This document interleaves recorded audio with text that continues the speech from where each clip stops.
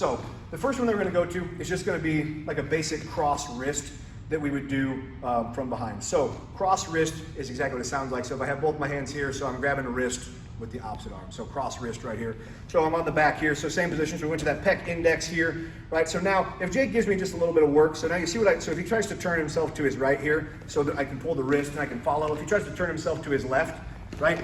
I follow with my body on that. So you have to stay, I mean, you still have to stay fluid, stay a little bit dynamic with the feet on that. So as we get to here and here, and I get this cross wrist, so we come to our good pec index. So when we draw this is difficult to do in contact. For me, what works the best is as I make a gross movement with this hand, the first thing I do is I like to shove this thumb immediately to make skin contact. So boom, make contact with skin there. Because now, even if the worst possible entanglement with the shirt over the gun happens, I usually still get it out and it's still entangled. I can usually make a circular movement and get the gun free back out on there. So quick dynamic movement with that shooting hand, get the thumb back behind there.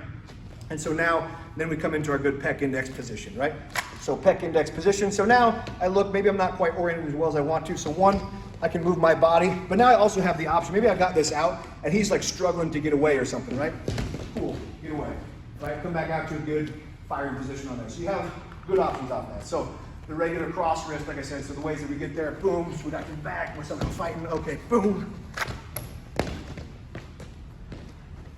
Okay, nice and simple with that. Cool. Now I want you guys to work into exactly the same thing, only you're gonna be on the same side wrist, right? Okay. So the same side wrist is exactly what it sounds like, so I'm here and here. This is slightly less good because it's more difficult to maintain control of the guy, but this is probably the more likely position you end up in wrist-wise. So you can have the thumb around, that's probably the most likely, or sometimes you're thumbless, like here and here. The biggest thing is just to keep control of this, keep it tight to the body. If you can get to the hand instead here, this is better. And this is like, wrestling-wise, this tends to be how you get, I mean, you know from doing like wrist rides, like this tends to be more of what you would get is to the hand versus the wrist, but same thing, same exact position here. Keep control. You have to be a little more dynamic with the feet because the guy does have a little bit more mobility. I'm not very worried about him going out that way. I'm more worried about the fact that he has this hand free and he sees me start doing stuff. Maybe now he just reaches back and he starts exactly just latching on the clothes. Maybe he doesn't know I got a gun. He just, you know, people that are fighting do stupid stuff, but sometimes stupid stuff keeps you from doing something while you deal with it. So am I consciously trying to like hip in on that side Certainly. and create more? Yep.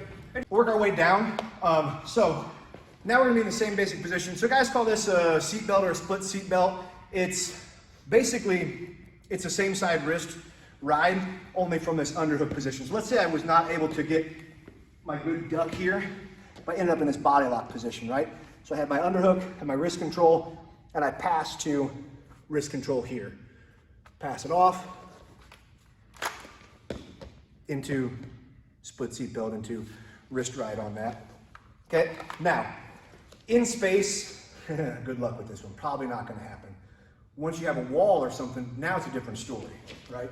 And so again, we'll do this in space, you know, as well as the wall. So we'll grab Jake here. So now, let's say I'm like here and here. Now because he can't circle his hips out, go ahead and give me a little resistance, yeah. Now because he can't circle his hips out, I can start to use the wall, right?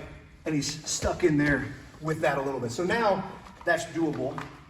It's not that it's not doable in space. Like Jake and I are basically the same size person. So like, go ahead and give me a little resistance when I get this, Jake. Get that hand back. Yeah, it's gonna be, the chances that you hold on to a guy there for extended amount of time, not very good in space. So let's say we're locked up, like, I don't know, you're out by your cruiser or whatever, and you're like, oh shit, we get in this position. And as I start to work this, maybe now I'm just literally like, boom, do that, right? And put them up against the wall. Or maybe I got to this and it was just enough that I was like, boom, just use that to buy myself a little bit of time to go to the firearm. Yeah. Cool. Make sense?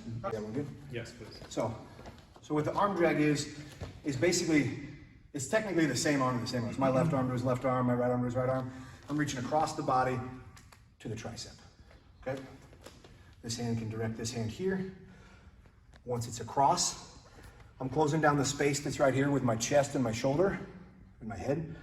And then especially with the wall, I'm gonna put my hips into him and clear him right here. Yep, makes sense.